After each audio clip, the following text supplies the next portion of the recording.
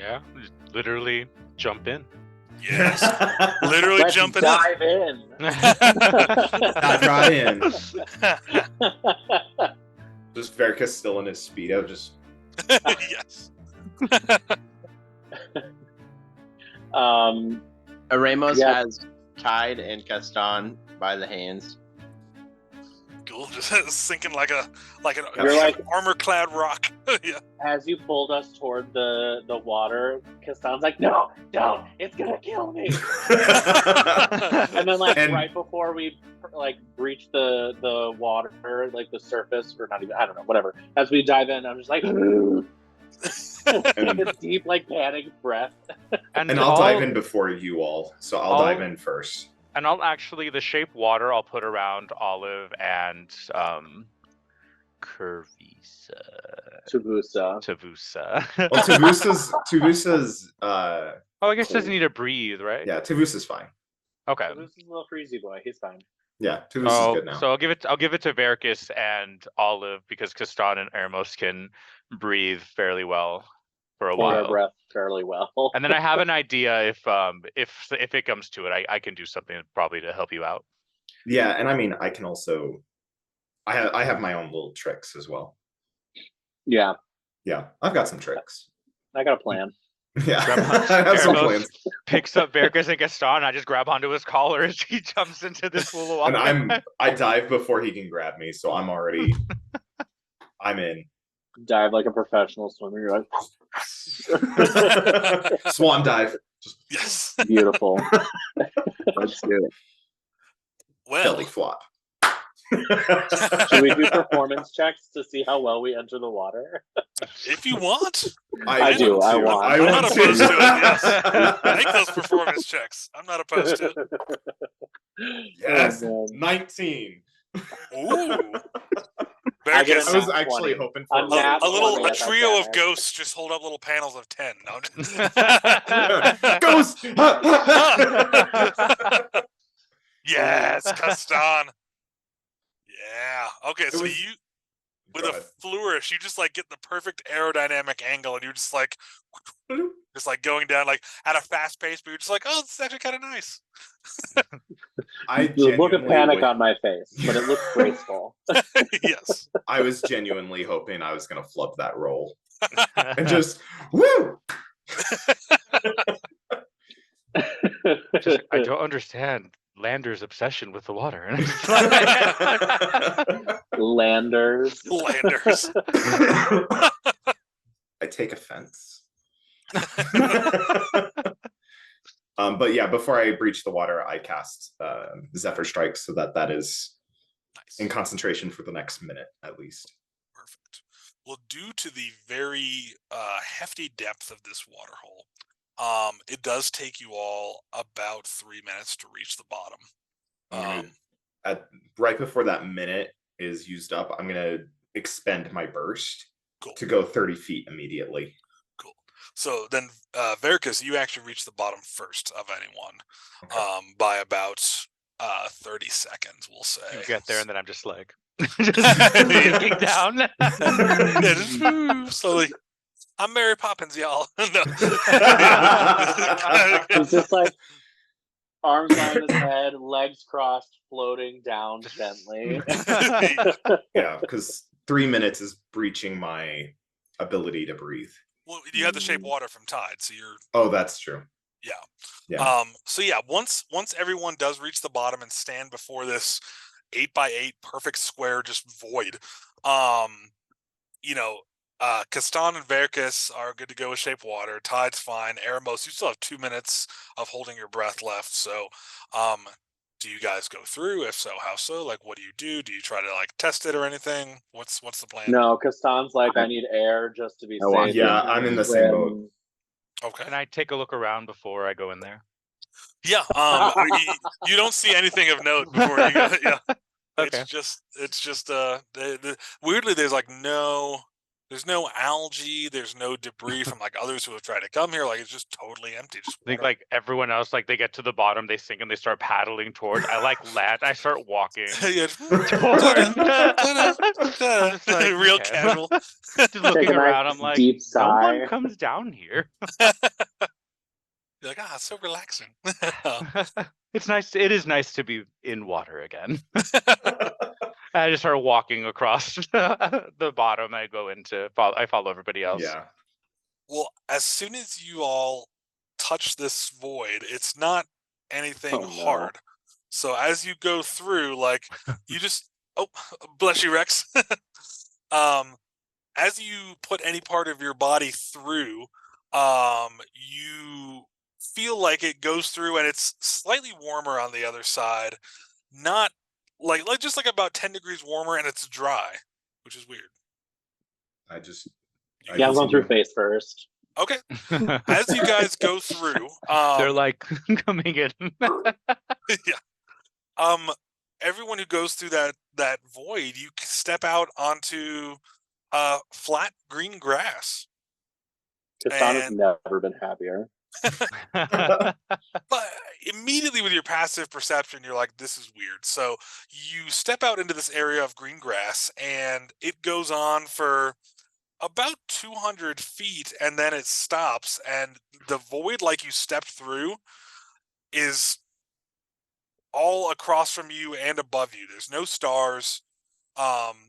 There's a cabin in the middle of this grassy area. It's, a pretty plain cabin, and it looks like there's some firelight inside the windows. That's really the only light around here, though. Again, it's completely dark. There's no stars, and also the like surface that you just came through from that tunnel around you to the sides is just more void. So it's like this little like square of grass and a cabin in just a giant thing of nothingness. It's extremely disconcerting. Yes, Kastan. Does this cabin look familiar to me? It does not look familiar. It's nothing like that other cabin. No, this is a little more rustic design. It looks like it was more finely crafted, and it's just different dimensions than the one that you and Tide encountered. I was thinking more, does it look like my grandmother's cabin? Oh, it does not. No. So suppressing his instinct just to walk up and knock on the cabin door and remembering the stealth bonus that we have, Ramos starts to like really awkwardly yet silently creep like around the edge of the cabin. Well, before we even get there, Verkus quickly says, "I need to get dressed." Quickly puts on his armor. You're like, no matter what we encounter, I don't want to be in just a Speedo. Yes, exactly. Cousin, I feel that's something you should have done sooner. We just got in. I think he's fine. Drip dry. I'm drip dry. I'm like sketching. So, Eremos, as you approach the cabin You don't see stealthily, this. I have a +10 to my stealth. Anyone who wants to stealth, including Eremos, I'd like you to roll a stealth check. You'll get +10, but because there's really no cover out here and all of the light is coming from that cabin, it's going to be a very high DC as you approach it stealthily. So, This is with our +10? Correct. Okay. 18 for Eremos. Very nice. Ooh. Or no, sorry, 17 28. for 28 for Eremos. 17 for Kastan. With the +10? Yes, I rolled a 4. Oh gosh. Josh, I have disadvantage. My second roll was a 1, so. Okay. Well, okay. We'll get to what happens in just a moment. And he's just frolicking. He's like, "Yay! We survived!" 25 for Verkus. Nice. 35. So you guys start creeping forward, and actually the way this will play out narratively, this works perfect. So you guys are moving towards this cabin very quietly. It's so dark in whatever this place is that you're moving like very quietly and stealthy. But suddenly, Eremos, you just kind of like stop, and you kind of just like halt, and like you like kind of stand up straight, and just something makes you feel like you need to present yourself, and the door opens to this cabin, and an old man steps out with a cane, clean shaven, just very like bald, pale, like short, like very hunched over old man, and he looks at you all. And I need all 4 of you to roll perception checks, please. happily.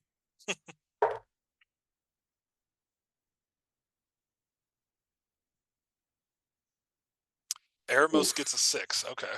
Actually, Eremos, I want you to roll an advantage for this one. I'll tell you guys why in a minute. Got a 22. 22. Nice. Okay. I also got a 22. Nice. 25. Nice. And Eremos We got a see 16. this man. You see this man. So okay, even with the advantage, actually, so Eremos looks at this old man and kind of looks and says, okay, this guy's not a threat, but Eremos, there's something about this guy where you're like, huh, like it stirs something in you where you're like, he seems vaguely familiar. The rest of you, with your rolls over 20, yes. This old man is, you realize suddenly you're like, wow, de-age this guy like 15, 20 years, let him grow a beard, put on a little bit of muscle. That's Jir'Haniya. This is like, Jir'Haniya when you met him was like 60, 70. This is like 90-year-old Jir'Haniya. But What? yeah, he's motioning for you guys to come into the cabin. He recognizes us? Yeah.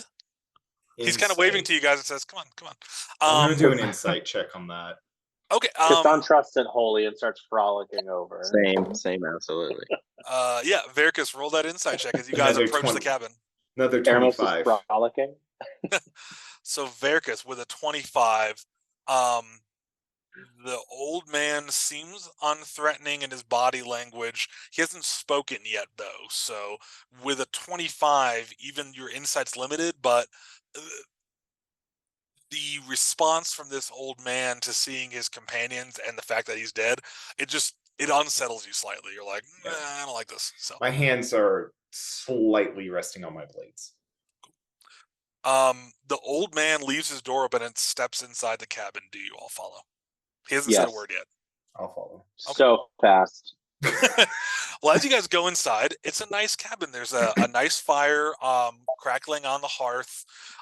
There's a little kitchen area, some comfortable looking chairs around a little like coffee table basically, and the old man is sitting in a little rocking chair, and old man Jir'Haniya motions to some of the chairs around and just motions for you guys to sit. And then he does speak for the first time, and in a familiar voice, but just a little bit older and raspier, he says, would you like some tea or some coffee? I can also prepare some food if you'd like.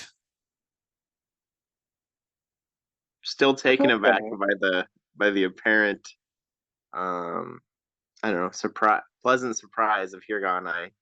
As we enter the cabin, I give him a big, gentle hug, and then he kind of stands from his rocking chair and embraces you back and says, Eremos.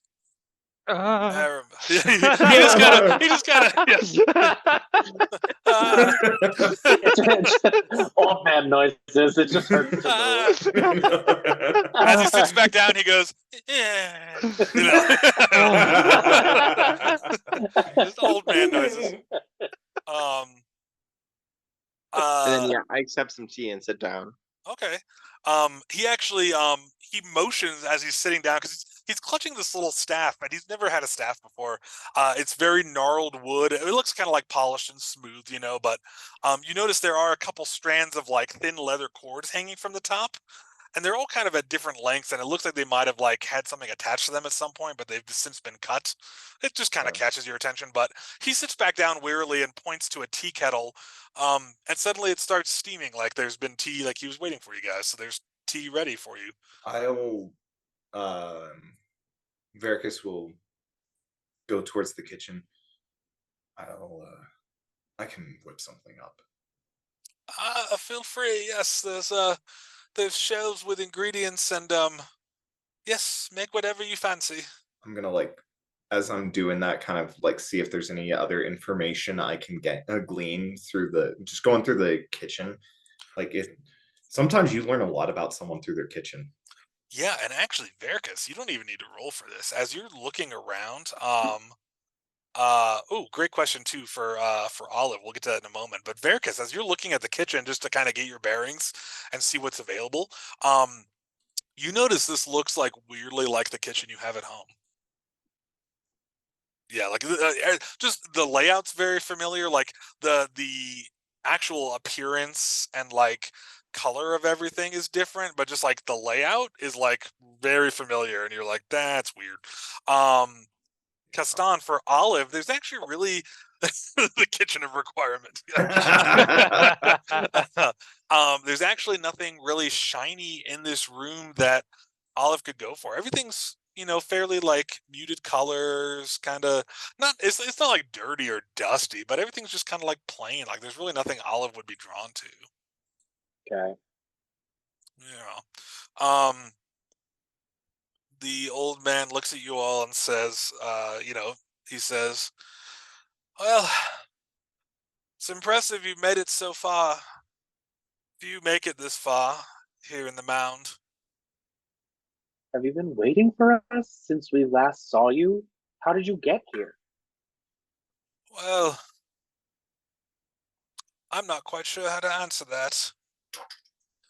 What Get happened comfortable, with... take some seats, get some refreshments. You all deserve it. I can't imagine getting to this point was easy. What happened with the wretched riders? Last we saw you, you were going to, stave them off while we made a run for it. That's not important right now. What is important right now? What is important is that you all should feel very, very good about making it so far, but the way that you've come in here is open. You can go back. You should leave this place. Turn back and never return. There's no reason to continue here. You told us to come here. Insight. Okay. Yeah, everyone can roll an insight if you'd like. Natural 20, 26. I'm not even gonna roll. I'm not even gonna roll. Okay, I got a 19 for 23. Nice, okay. I don't trust it.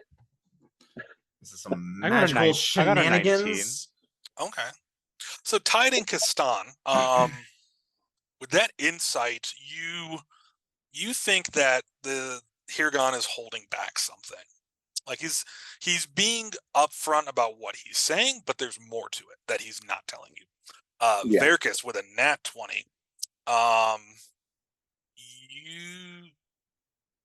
You feel what I just told you Castan and Tide know about, okay, he's being truthful, but there's more to it, and you feel a sense of sadness and fear in this old man, that he really wants you to leave. And you also gain insight that his dismissal of the wretched riders feels less like dismissal and more of dodging a question.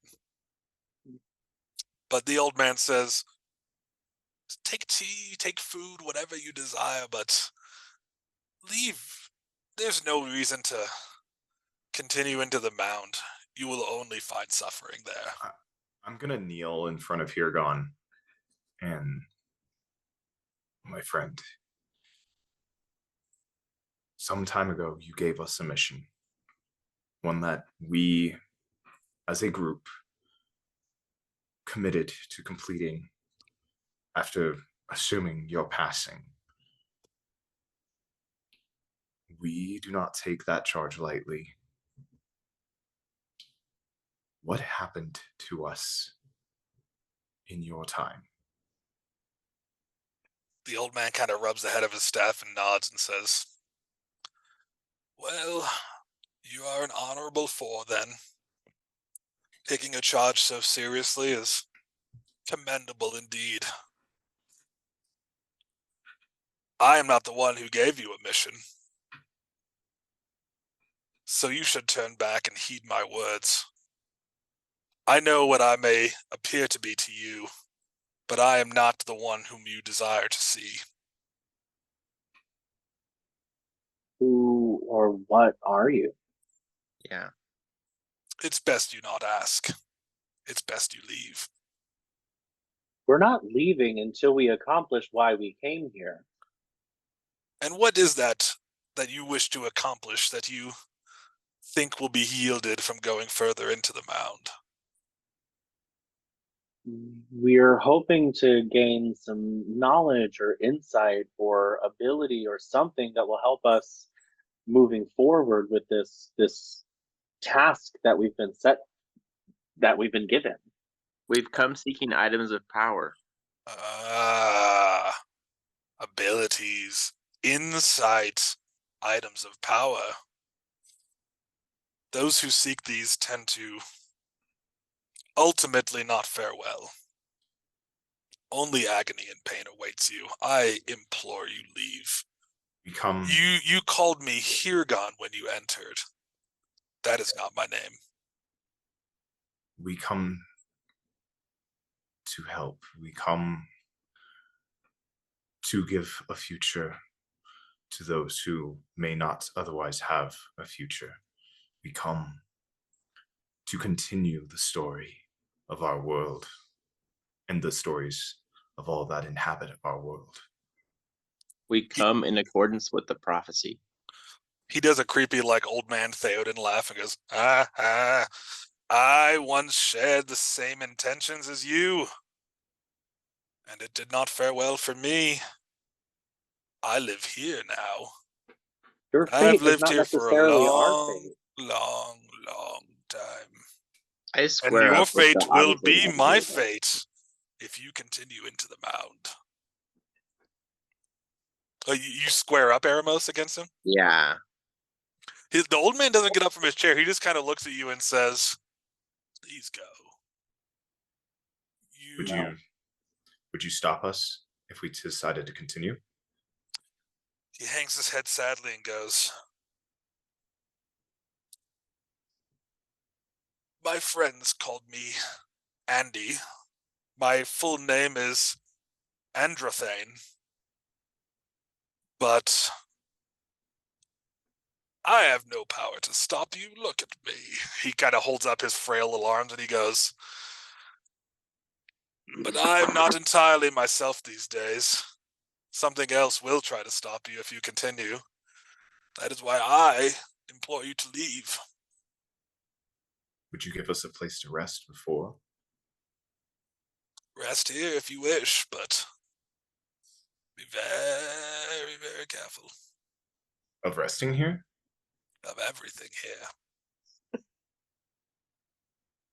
Why are there no stars here? Because we are in a place that is beyond such wondrous things. I miss the stars. I I miss a can lot show of you things. some in exchange for more information. Don't unveil such pure things here. They aren't deserved in a place like this. What is a place like this? Earlier, I tried to get a gauge for the magic here, and it's intense. You should count yourself lucky to be alive, young man. There's much magic here, very powerful. Yes. Outside of the control of any that I know of. Certainly it was outside of my control. As you said, we're lucky to be alive. We've gotten here relatively unscathed, if not a little worse for wear, but Indeed. we're here for a reason.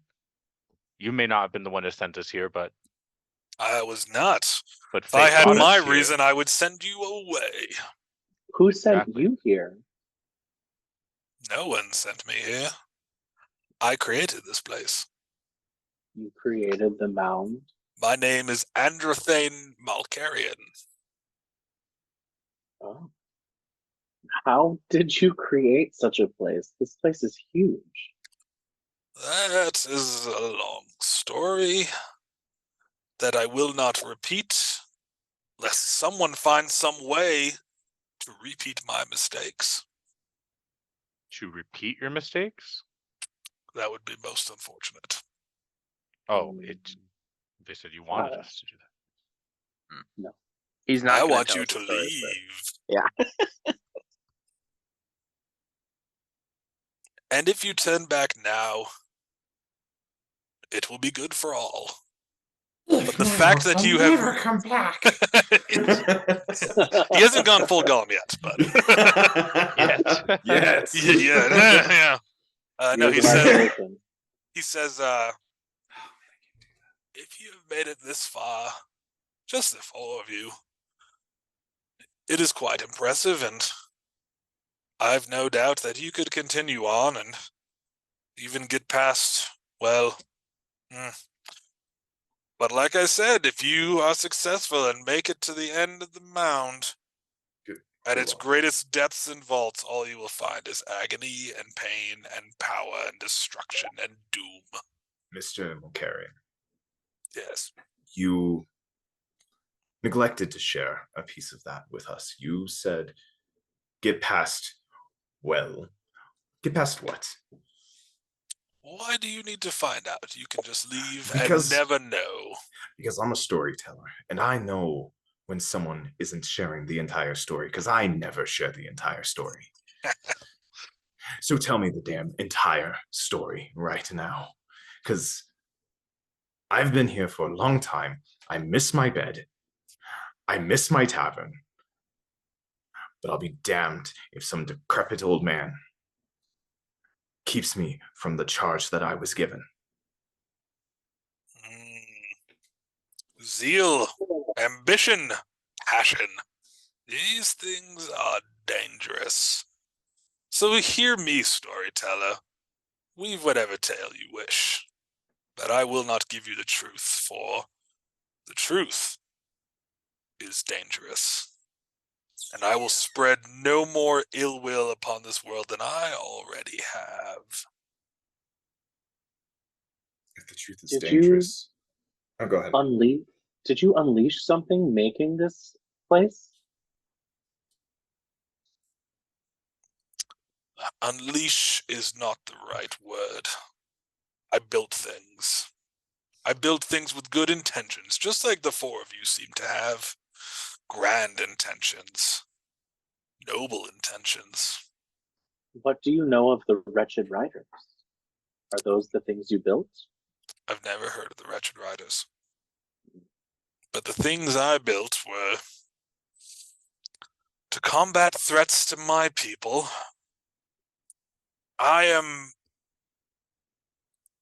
It's hard to explain, but I don't know exactly how long it's been, but I imagine quite some time since I changed. But the threats in my day, I doubt prevail in your world. Nonetheless, what I created, while effective, had unintended consequences. And ultimately, I wish I had never created what I did. The magic grew out of my control, and now we find ourselves here, with me begging you to leave. I'm gonna pull out the tablet. Did you make this? Not directly, but it is one of the obstacles I made to keep people out of this place. Seems I could have done better. I feel like one if was you fun. truly wanted people to be out of this place, you wouldn't have made puzzles to prove their worth to get to you. I As understand I said, what it's I was like never to, in full control of things once it spiraled out of control. I understand what it means for magic to be spiraled out of control. All you can do is keep going forward. Not when you're dead. So as far as we can go. We don't intend on dying easily. What is your, if any, connection to the star readers? Wretched Riders, Star Readers, what are these things you speak of? I only asked because that's the reason we're here. A marshal of sorts directed us to come here seeking assistance for some greater threat. This isn't our one-stop shop. We're not here just to collect a bounty and go. We're here to collect resources and continue to a greater fate, as you said. You yourself called us four fated ones. Well, And someone this who looks warden, just like you.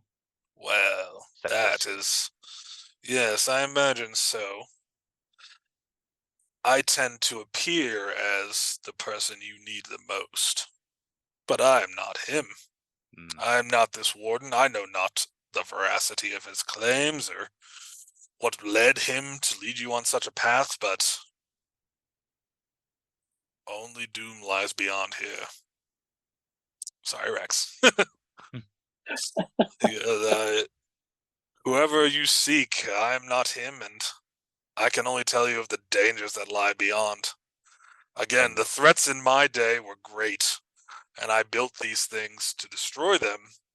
But when I saw the magic spiraling out of control, when I saw the dangers of using these weapons, I tried to destroy this place, and the magic was too powerful. I wasn't entirely successful. And that's how you four have managed to come here. And that's why I'm asking you to leave. Let what is buried beyond here stay buried. You say that you created these things for a threat in the past. That was great. Mhm. That does not mean that now we face a threat that is not great. We may be facing something greater or just as great.